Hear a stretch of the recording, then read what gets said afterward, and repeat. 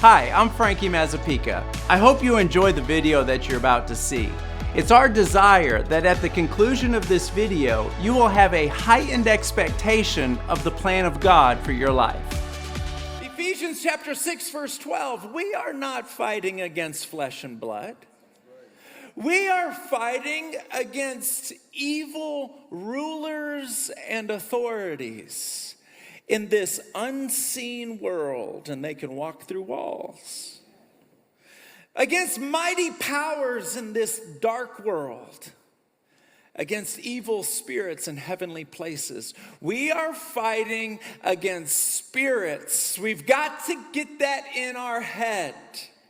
If you don't believe that we're fighting against spirits, let me ask you a question. Why is it that you can feel down so low and so discouraged when it's hard for you to write down 3 things in your life that are going wrong? And when you do write down those 3 things, it's not equal to the amount of depression that you can feel. It's not equal to it. It's out of proportion.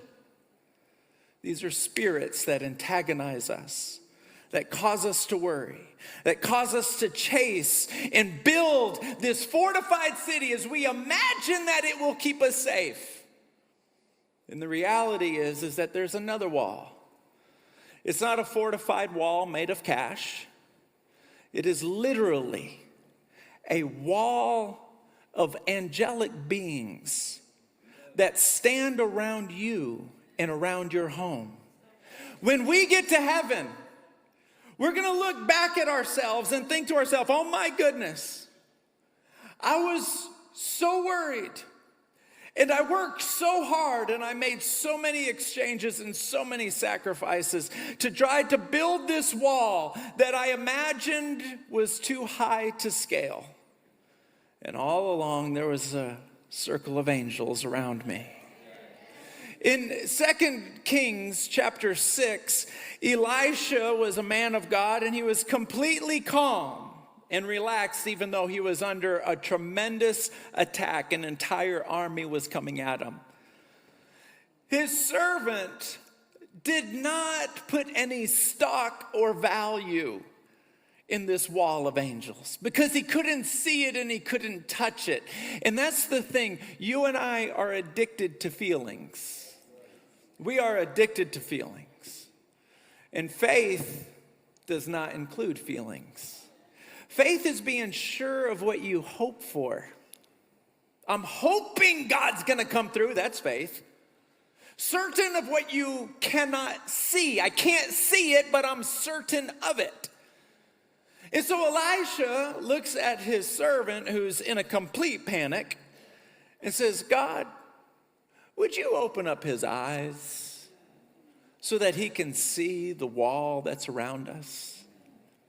In a moment, his eyes were opened and he looked across the top of the mountains, and all the way around him were angels and chariots of fire. This is the same thing that is around you. There's a story in the book of Job, chapter 1, where Satan came walking into the presence of God. And God looked at him and said, where have you been? And he goes, well, I've been walking back and forth on the earth. And the Lord said, have you considered my servant Job? He's faithful. He's humble. He fears me. Have you considered trying to tempt him? And what did he say back? He goes, well, I would, but you have put a wall of protection around him. I can't get to him. A wall of protection. In Psalms 34, verse 7, it says, the angel of the Lord surrounds those who honor him and delivers them.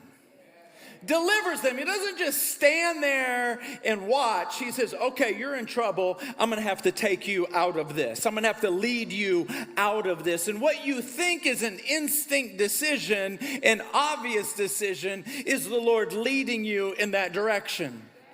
And here's the other thing. In Psalms 130, verse 7, he says, he has 1,000 ways to set you free. Amen. 1,000.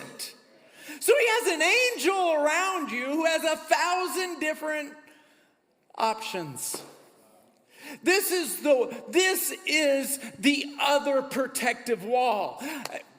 Remember this, money is a great servant, but a horrible master. Money is a great servant, but a terrible bodyguard. We use money to provide for our needs, not to protect us. Money will never protect you the way God will. That's why scriptures say you can't trust both God and money. We have to use money, serve God. If you like that video, take a second and click the subscribe button as well as the notification bell. This way you'll always know every time we've uploaded a new video.